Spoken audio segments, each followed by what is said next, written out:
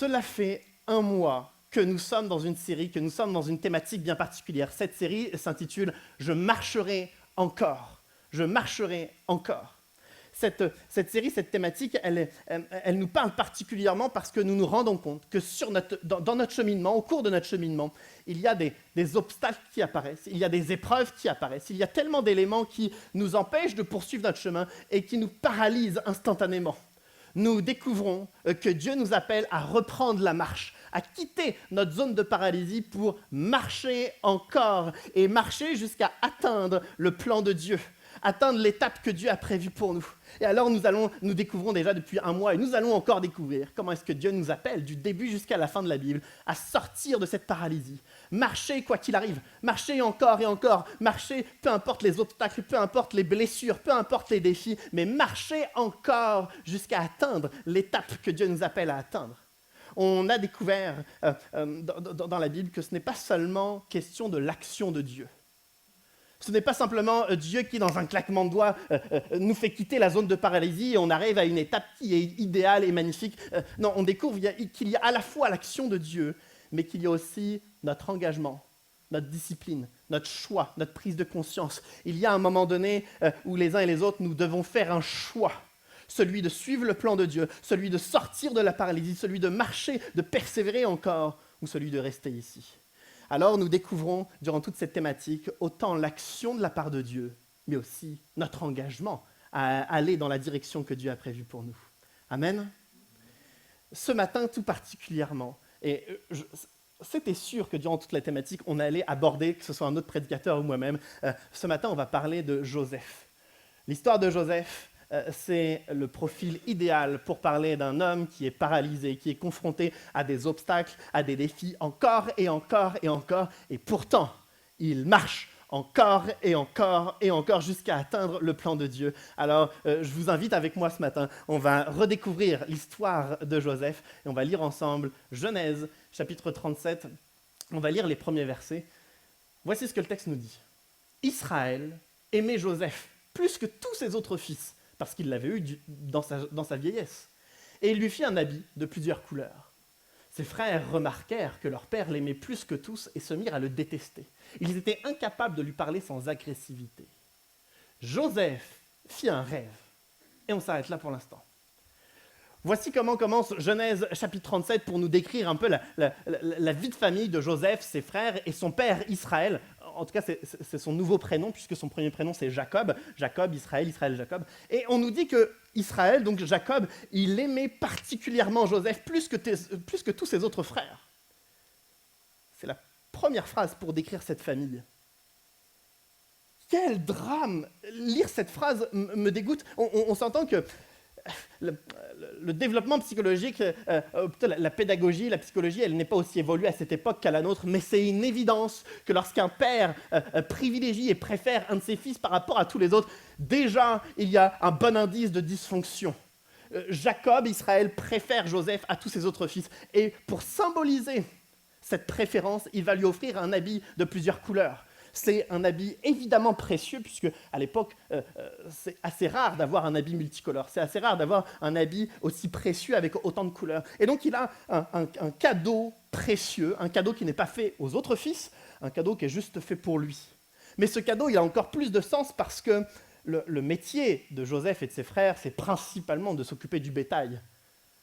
On ne va pas s'occuper du bétail avec un costume, cravate, les chaussures cirées. Non, on y va avec des vêtements totalement différents. Et Joseph porte un habit multicolore, c'est comme s'il portait un costume, cravate, et on ne va pas avec un costume, cravate dans la boue pour s'occuper des brebis. Si Jacob lui offre ce genre d'habit, c'est qu'il ne veut pas que son fils, le pauvre, il aille marcher dans la boue, il va s'occuper du bétail, pas mon fils chéri Joseph. En donnant cet habit, c'est comme s'il met à part Joseph. C'est comme s'il lui propose une position différente, une position élevée par rapport à ses frères. Il a une faveur excessive qu'il offre à Joseph. Il y a cette préférence qui est presque malsaine. Il y a ce cadeau qui est le signe de quelque chose de très malsain, de quelque chose qui est dysfonctionnel dans cette famille. Et le texte nous dit que les frères, ils constatent, ils observent tout ça. Et ils vont commencer à détester Joseph. Il y a la jalousie qui est entrée. Et ils vont commencer à détester leurs frères. l'expression qui me fait tellement mal, c'est de savoir qu'ils sont incapables de lui parler sans agressivité. On découvre donc une famille dysfonctionnelle, avec des préférences, avec de la détestation, de l'agressivité, avec des cadeaux qui sont totalement disproportionnés. On découvre une famille dysfonctionnelle, mais ce n'est pas la première génération. Parce que les parents, les générations avant, il y avait déjà des problèmes. La génération d'avant, entre Jacob et Ésaü, il y avait mensonge, trahison et violence. La génération d'avant, entre Abraham, Sarah, Agar, il y avait aussi du mensonge, quelque chose de légitime, quelque chose d'illégitime. Il y avait de la trahison, il y avait de la superficialité. Il y avait tellement de choses qui n'allaient pas. Et on voit que de génération en génération, il y a de la violence, il y a de la trahison, il y a du mensonge, et on arrive jusque Joseph, qui est là au centre de tout ça. Il est héritier de tellement de dysfonctions, de problématiques et de tensions, et on arrive jusqu'à lui. Il porte tellement. Il est tendu entre les faveurs excessives d'un père et l'agressivité de ses frères. Quoi qu'il fasse, quoi qu'il dise, il y a cette tension particulière, tension qui amène jusqu'à la haine et l'agressivité. Et au cœur d'une famille tellement torturée, le texte nous dit, Joseph fit un rêve. C'est le rêve de Dieu qui est transmis, qui est partagé à Joseph. Dieu entre en scène et communique un rêve à Joseph. Avant même de regarder au contenu de ce rêve, je suis satisfait de voir que Dieu entre en scène pour communiquer un rêve. Dans une famille aussi torturée, dans une famille aussi dysfonctionnelle, Dieu entre en scène et communique un rêve. Il communique un projet, une vision, une direction, une promesse, quelque chose qui va rafraîchir cette famille, quelque chose qui va donner un cap, qui va donner un second souffle à une famille qui est tellement dysfonctionnelle et torturée. Ce rêve, il est communiqué à chacun d'entre nous, parce que nous avons le même Dieu qui veut nous communiquer les mêmes promesses, la même vie, le même espoir, la même vision, la même direction. Il est possible que certains d'entre nous, nous ayons des similitudes avec Joseph. Nous sommes héritiers d'un passé qui est difficile, issus d'une famille dysfonctionnelle. Nous avons tellement de blessures de notre passé, blessures de notre enfance, ou blessures simplement des dernières années, des mauvais choix que nous avons faits, ou victimes d'injustice, victimes d'un système, et on porte des années précédentes et des proches années, on porte toutes ces blessures, on a tout cet héritage, et on se sent, comme Joseph, écrasé par tout cela. Certains d'entre nous, on est comme Joseph, on a un environnement présentement qui est toxique. Joseph était dans un environnement toxique entre les faveurs d'un père et l'agressivité des frères.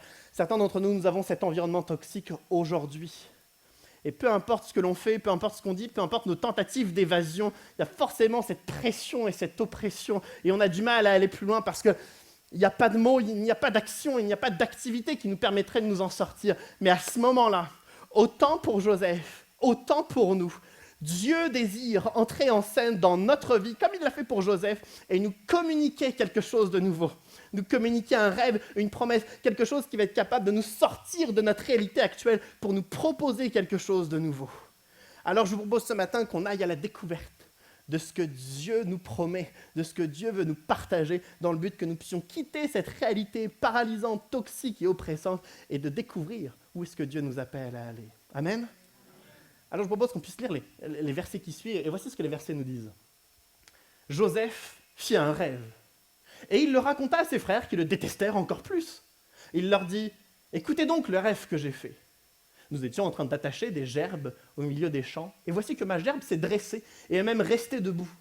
Vos gerbes l'ont alors entourée et se sont prosternés devant elle. » Ses frères lui dirent, « Est-ce que tu vas vraiment régner sur nous? Est-ce que tu vas nous gouverner ?» Et ils le détestèrent encore plus à cause de ses rêves et de ses paroles. Amen.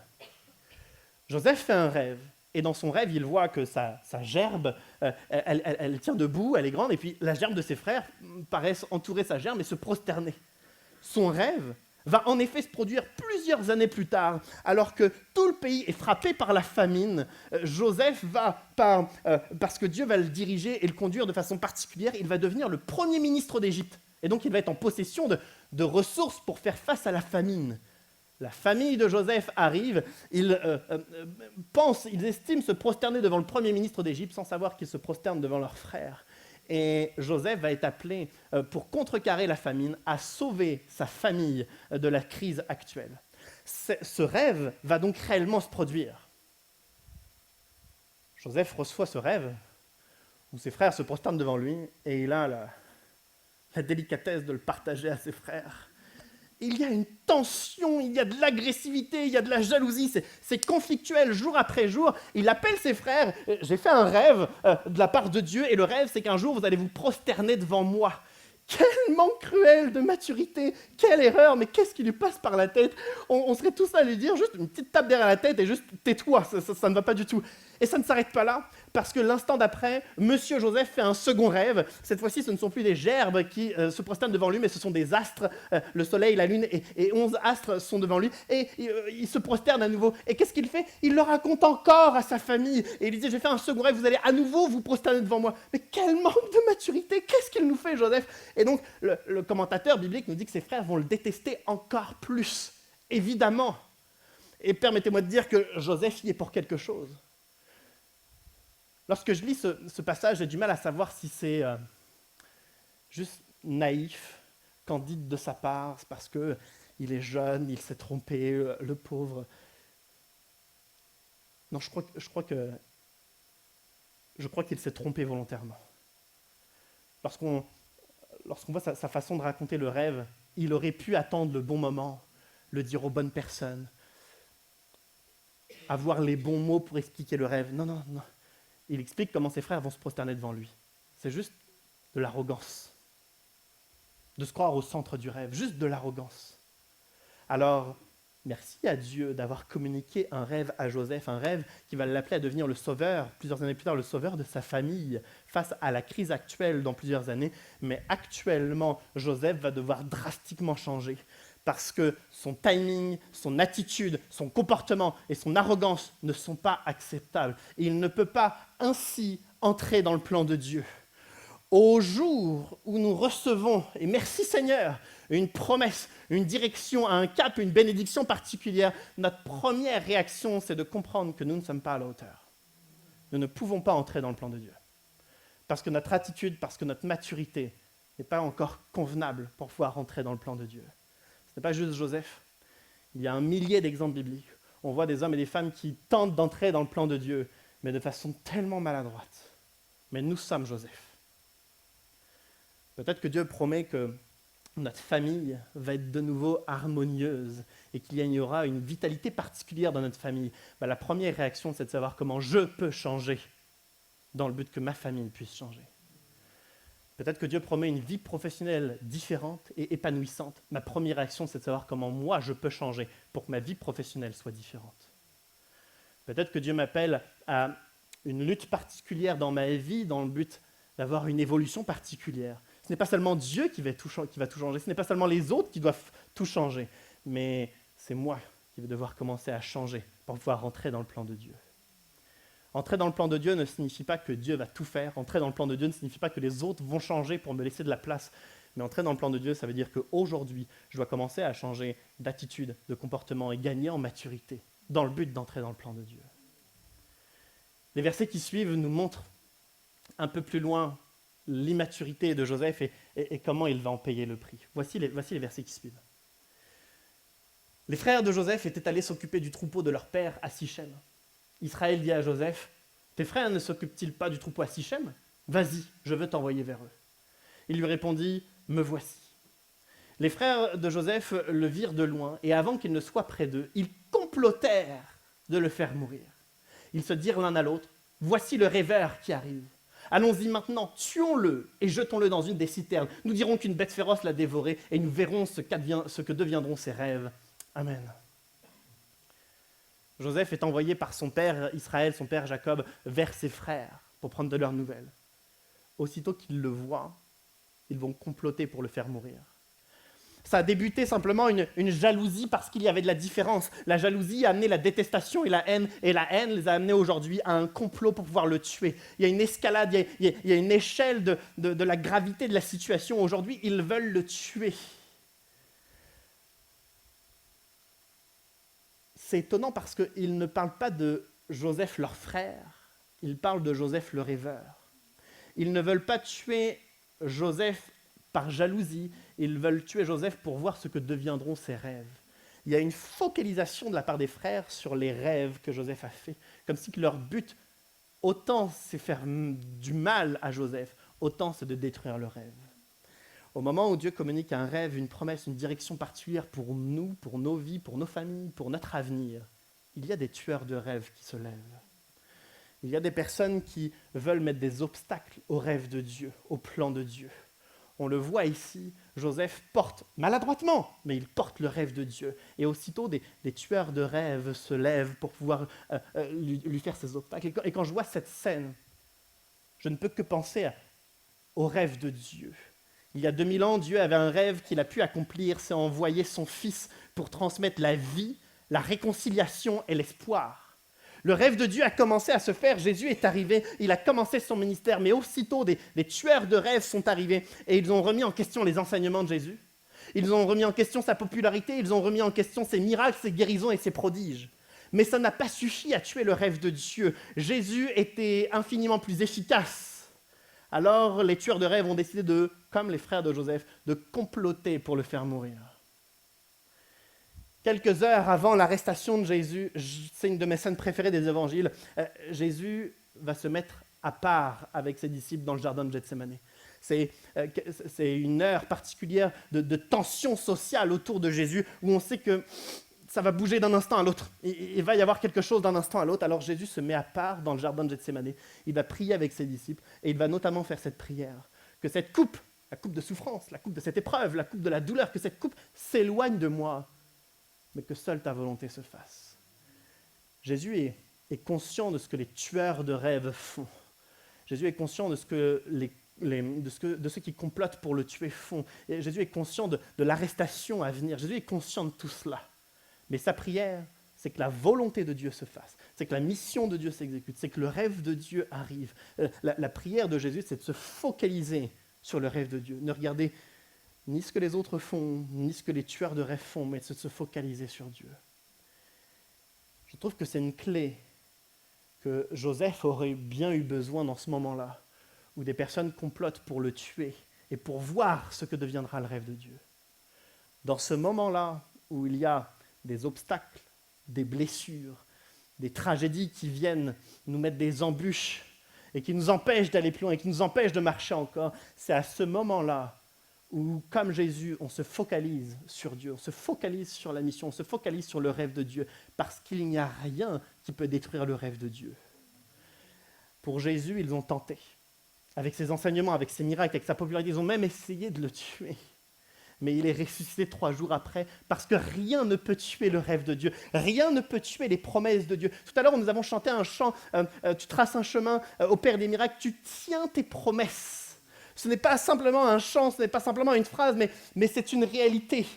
Jésus avait promis d'être ce sauveur. Ils ont tenté de le tuer, ils croyaient avoir réussi, mais il est ressuscité. Les frères de Joseph complotent contre lui, ils veulent le tuer. On va découvrir ce qui va se passer, mais on sait une chose, c'est que le rêve de Dieu ne meurt jamais.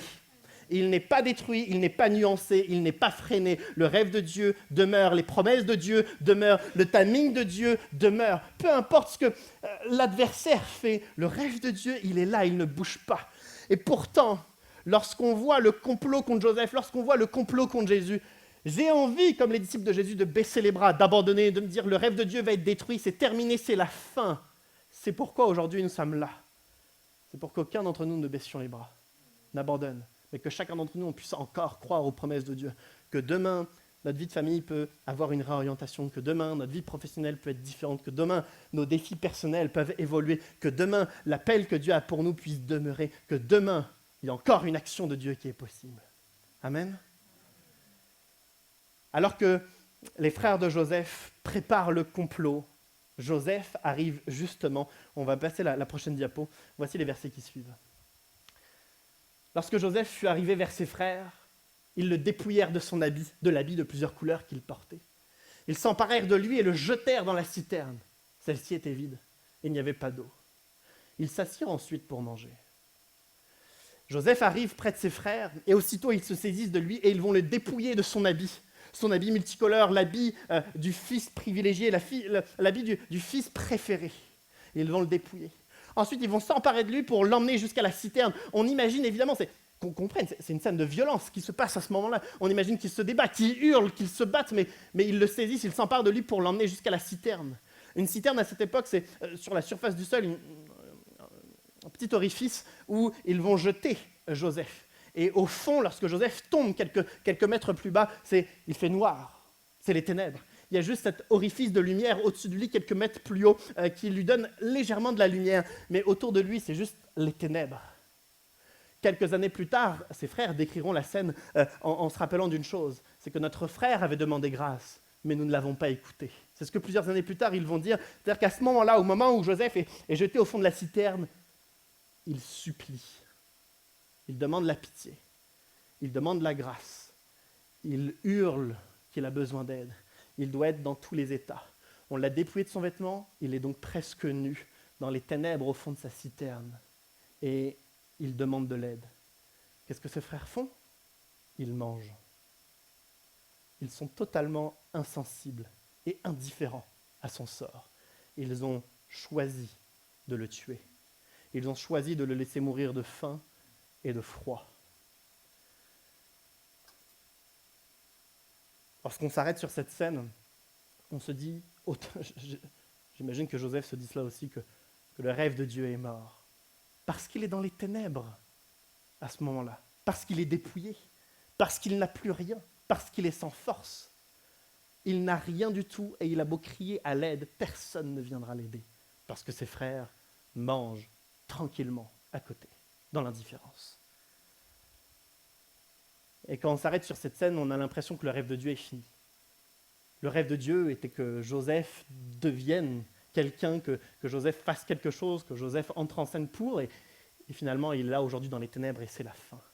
Et pourtant, alors qu'on a l'impression que Joseph est donc paralysé au fond de sa citerne dans les ténèbres, dépouillé de tout, on a l'impression qu'il est paralysé, et peut-être que physiquement il est paralysé, mais spirituellement, c'est pour Joseph le premier pas pour aller en direction du plan de Dieu. À ce moment-là, spirituellement, on voit que c'est le premier pas que Joseph fait, parce qu'à ce moment-là, il est dépouillé de tout. Avant, il avait son habit de fils préféré. Il méritait tout parce qu'il était le fils préféré, le fils bien-aimé. Il n'a plus cet habit, il est dépouillé. Avant, il était dans une famille qui avait des ressources, une famille quand même puissante. Aujourd'hui, il est misérable au fond d'une citerne dans les ténèbres. À une certaine époque, il pouvait peut-être compter sur des serviteurs, peut-être même sur certains de ses frères à une époque. Aujourd'hui, il crie la pitié et la grâce et personne ne va l'aider. Il est totalement seul. Alors, dépouillé, isolé et enfermé, il ne peut que compter sur une seule et unique personne, Dieu. Et c'est parce qu'il est dépouillé, sans force, enfermé et isolé, qu'enfin il se retrouve face à face avec Dieu. Alors évidemment que dans les premières heures, au fond de sa citerne, il hurle, il supplie, il pleure. Mais les heures passant, le rêve de Dieu, il doit être là dans sa tête, dans son esprit, et puis il s'en rappelle, et puis il se rappelle le rêve de Dieu, et il se dit, s'il y a eu ce rêve, c'est qu'il y a Dieu. Et s'il y a Dieu, alors au lieu de crier à mes frères, je vais crier à Dieu. Au lieu de pleurer sur mon habit déchiré, je vais prier que Dieu m'habille à nouveau. Au lieu de prier parce que je n'ai plus de liberté, je vais demander que le rêve de Dieu s'accomplisse. Il y a cette réorientation, il y a ce virage, parce qu'il est dépouillé de tout, il peut enfin se confier en Dieu. Il n'a plus le choix. Et c'est la même façon pour chacun d'entre nous. Il est possible que dans les précédentes années, Dieu nous ait appelés dans une direction particulière, que nous ayons eu des promesses particulières, des rêves particuliers. Mais des blessures, un isolement particulier, des tragédies, des crises, plein de choses nous a ralentis. Plein d'obstacles ne nous ont pas permis d'aller plus loin. On s'est retrouvés comme Joseph, enfermés, isolés et dépouillés. J'aimerais dire que ça, ce n'est pas la fin. Ça, c'est le début. Ça, c'est le début où on peut se confier en Dieu. Ça, c'est le début où on n'a plus le choix de dépendre de lui. Ça, c'est le début où on ne peut que rechercher sa volonté. Ça, c'est le début où on voit la main de Dieu qui commence à agir dans notre vie. Ça, c'est le début où on arrête d'appeler à nos forces et on commence à supplier les forces de Dieu d'intervenir. Ça, c'est le début. Quand je vois cette scène, je pense à une certaine époque, les forgerons, lorsqu'ils avaient de l'or encore brut, ils la plaçaient dans le feu. Ils augmentaient la température, les flammes caressaient, éprouvaient la pierre et les premières imperfections sortaient. À ce moment-là, le préparateur, il enlevait les imperfections, mais ça ne s'arrêtait pas là. Ils continuaient à éprouver par le feu la pierre. Ils augmentaient la température et encore, les flammes éprouvaient la pierre. Et de nouvelles imperfections sortaient. Le préparateur les enlevait et est-ce qu'il s'arrêtait? Non, il continuait encore et encore à éprouver la pierre par le feu. Et la pierre éprouvée par le feu, encore et encore, de nouvelles imperfections sortaient jusqu'à ce qu'il n'y ait plus d'imperfections et jusqu'à ce que le métal soit de l'or pur, utilisable. C'est la même chose qui se passe pour Joseph. Joseph est éprouvé, il est enfermé, il est isolé, il est dépouillé, il est seul face à l'indifférence. Éprouvé encore et encore et encore, son arrogance d'avant a disparu. Le fils à papa préféré a disparu. Nous sommes face à un nouvel homme. Nous sommes face à quelqu'un qui va être capable de marcher sur le chemin que Dieu a tracé pour lui. Que nous puissions, nous aussi, être prêts à accepter le dépouillement, le renoncement à soi, pour pouvoir découvrir où est-ce que Dieu nous emmène. Amen. Les prochains versets nous disent ceci. Levant les yeux, les frères de Joseph virent une caravane d'Ismaélites qui venait de Galade. Leurs chameaux étaient chargés d'aromates et de baumes de myrrhe qu'ils transportaient en Égypte. Judas dit alors à ses frères, « Que gagnerons-nous à tuer notre frère et à cacher son sang? Venez, vendons-le aux Ismaélites et ne portons pas la main sur lui car il est notre frère, il est notre chair. » Ses frères l'écoutèrent. Au passage des marchands madianites, ils tirèrent et firent remonter Joseph de la citerne et ils le vendirent pour 20 pièces d'argent aux Ismaélites qui l'emmenèrent en Égypte. Très rapidement, voici ce que le texte nous dit. Une caravane de marchands passe. Judas, un des frères de Joseph, propose finalement, au lieu de juste tuer Joseph, qu'on puisse le vendre, se débarrasser de Joseph, mais en gagnant de l'argent. Il y a un cri d'égoïsme de la part de Judas de vouloir juste gagner de l'argent en se débarrassant de son frère. Et en plus, son discours est double parce qu'il dit « Ne portons pas la main sur lui, c'est notre frère, il est notre chair. » Donc, il y a aussi un peu de compassion. Qu'est-ce qu'il nous raconte, Judas? Autant il est dans la compassion à vouloir sauver son frère, autant il est dans cet acte égoïste de vouloir le vendre pour gagner un peu d'argent. On va se débarrasser de lui, mais au moins on va gagner un peu d'argent. Quel est ce discours? Quel est le discours de Judas? Judas aurait pu être le sauveur de son frère, le sauveur du rêve de Dieu, celui qui soutient le rêve de Dieu, en simplement disant « Ne portons pas la main sur lui, c'est notre frère, sauvons-le. » Mais il a ajouté « Que gagnerons-nous » Il veut également gagner de l'argent. Judas aurait pu être plus que ça, mais il avait ce cœur partagé. Il n'était pas uniquement dans cette compassion pour son frère et dans le soutien du plan de Dieu, il était aussi égoïste. Il n'y a pas que des tueurs de rêves, il n'y a pas que des Judas au cœur partagé. Il y a aussi l'Église qui est appelée à soutenir le rêve de Dieu, à soutenir le plan de Dieu. On est appelé à se soutenir les uns et les autres, parce que parmi nous, il y a des Joseph qui sont au fond de la citerne. Il y a des Joseph qui ont été dépouillés. Il y a des Joseph qui ont été isolés. Et nous sommes appelés en tant qu'Église à nous soutenir les uns et les autres, afin que nous puissions aider les autres à sortir de la citerne. Ce matin, il y a peut-être une quinzaine de chaises vides. Il faut, parce que c'est notre mandat en tant qu'Église, qu'on aille chercher à l'extérieur des Joseph et les emmener ici, dans le but que, faisant partie de l'Église, ils puissent eux aussi sortir de la citerne. Et lorsque ces 15 chaises seront prises, on poussera les murs pour qu'il y ait 10 chaises supplémentaires, pour qu'il y ait 10 Joseph supplémentaires qui puissent venir et découvrir le plan de Dieu pour eux. C'est bel et bien notre mandat en tant qu'Église d'aller soutenir ceux et celles qui sont au fond de la citerne dans les ténèbres et de les amener à découvrir le plan de Dieu, de se rappeler du plan de Dieu et des promesses de Dieu. Le passage se termine ainsi avec ces versets. Voici ce que le texte nous dit. Ça brille un peu? C'est bien. Les frères de Joseph prirent alors l'habit de Joseph, tuèrent un bouc et plongèrent l'habit dans le sang. Ils envoyèrent l'habit de plusieurs couleurs à leur père avec ce message « Voici ce que nous avons trouvé. Reconnais donc si c'est l'habit de ton fils ou non. » Jacob le reconnut et dit « C'est l'habit de mon fils. Une bête féroce l'a dévoré. Joseph a été mis en pièces. » Jacob déchira ses vêtements, il mit un sac sur sa taille et il mena longtemps le deuil sur son fils.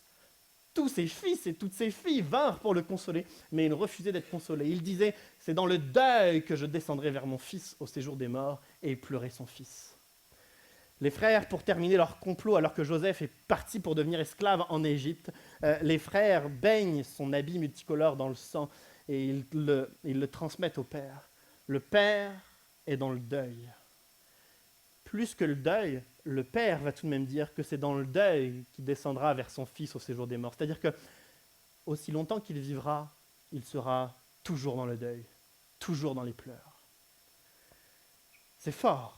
Et on n'a pas idée de ce que Jacob vit et de la tristesse d'avoir perdu son fils. On n'a pas idée de ce qu'il traverse. Je veux parler pendant un instant, une seconde de Jacob, mais de lui précisément, et pas de tous ceux et toutes celles qui pourraient passer par les mêmes choses que lui, parce qu'il y a une terrible différence entre ce que nous on peut vivre et malheureusement ce que Jacob vit. Jacob, dans certains événements passés, sa fille a été violée. Jacob n'a rien fait. Jacob était au courant des tensions et de l'agressivité entre ses fils et Joseph. Jacob n'a rien fait. Il a même envoyé Joseph pour aller prendre des nouvelles de ses fils. Quelle erreur! À un moment donné, un des fils de Jacob va coucher avec sa femme. Jacob ne va rien faire. Cette fois-ci, Jacob apprend que son fils est mort et il décide de pleurer pour le restant de ses jours. Encore une fois, on n'a pas idée de ce qu'il est en train de vivre. Mais toute sa vie, il a été passif. Au lieu d'être un père qui réagit, qui recadre ses fils, qui console sa fille, au lieu d'être un père qui, à un moment donné, il réagit, il fait quelque chose, il n'a jamais rien fait. Alors aujourd'hui, il apprend la mort de son fils et il décide de pleurer. Et à nouveau, sa tristesse doit être immense. Mais il est évident que les frères de Joseph, ils sont pour quelque chose. Avec toute la tension, l'agressivité, tout ce qu'il s'est passé, c'est évident. Il ne va poser aucune question. Il ne va pas tenter de savoir que s'est-il passé. Non, il va juste décider de pleurer comme si que ses larmes étaient plus faciles que son sens des responsabilités. Jacob savait, il y a un verset qui dit que Jacob gardait les rêves que Dieu avait communiqués à Joseph, que Jacob les gardait dans son cœur. À ce moment-là, pas sûr qu'il les garde parce qu'il saurait que puisqu'il y a eu les rêves de Dieu, Joseph n'est peut-être pas mort, mais il a préféré la facilité des larmes plutôt que, dans le sens des responsabilités, interroger ses fils, plutôt qu'avec la foi, savoir ce qu'il en est du rêve de Dieu. Jacob a préféré pleurer que d'avoir la foi. Il est possible que certains d'entre nous, on a préféré baisser un instant les bras, plutôt que d'avoir la foi que le plan de Dieu n'était pas fini. Que le rêve de Dieu n'était pas mort, que le rêve de Dieu n'était pas détruit, mais qu'il était encore possible que Dieu fasse quelque chose. Il n'y a pas une once de manque de compassion, mais il est possible que les larmes et le retrait soient quelquefois plus faciles que le combat et que la foi. Jacob ne touche pas un seul instant aux promesses de Dieu, parce qu'il est dans ses larmes et il est occupé à pleurer. Les frères de Joseph n'ont pas une once de proximité avec Dieu à cause de leur violence, de leur agressivité, de leur jalousie. Mais Joseph, il a beau être expédié comme esclave en Égypte, dans son cœur, il y a une telle proximité avec Dieu. Que nous puissions ce matin, alors que l'équipe de louange s'approche, que nous puissions ce matin avoir le même cœur de Joseph. Pas un cœur qui se tourne vers les larmes immédiatement, mais un cœur qui se tourne vers la foi et le combat spirituel. Je pense que Dieu nous appelle tous, je pense que Dieu nous appelle chacun d'entre nous à aller plus loin, à aller découvrir le plan de Dieu. Je pense que Dieu nous appelle à sortir de notre zone de paralysie et Dieu nous appelle à une réalité différente. Dieu appelle notre famille à être différente. Dieu appelle nos enfants à avoir une vie différente. Dieu appelle nos parents à être transformés. Dieu appelle notre vie professionnelle à être épanouissante. Dieu appelle notre vie spirituelle à avoir un réveil, une dynamique particulière. Mais tout ça, on peut le vivre si, comme Joseph, on prend en compte que maintenant, je vais devoir changer. Pas les autres. Moi, je vais devoir changer. Commençant par se dépouiller. Commençant par se focaliser sur le rêve de Dieu, sur la mission de Dieu. Pas sur ce que les tueurs de rêves font, pas sur l'ensemble des blessures passées que j'ai, mais se focaliser sur le rêve de Dieu, sur les promesses de Dieu. Si Joseph, au fond de la citerne, serait resté comme son père, dans les larmes, encore et encore et encore, et bien encore aujourd'hui, il serait dans les larmes et il n'aurait jamais connu le plan de Dieu. Je veux nous encourager ce matin à quitter les larmes, à quitter notre ancien habit. L'habit de Joseph, c'était l'habit du fils privilégié. À quitter nos larmes, quitter l'habit que nous portions, à accepter d'être dépouillés et marcher vers quelque chose de nouveau. Dieu peut nous appeler à plus, Dieu peut nous appeler à quelque chose de totalement différent si ce matin, on s'engage à le suivre quoi qu'il arrive. On s'engage à changer dès maintenant. On accepte le dépouillement et on va découvrir ce que Dieu a prévu pour nous. Je vous propose de vous lever et je vais conclure par la prière. On va prendre un chant. Le chant que nous avons chanté tout à l'heure disait « Tu traces un chemin » et on va reprendre ce chant-là.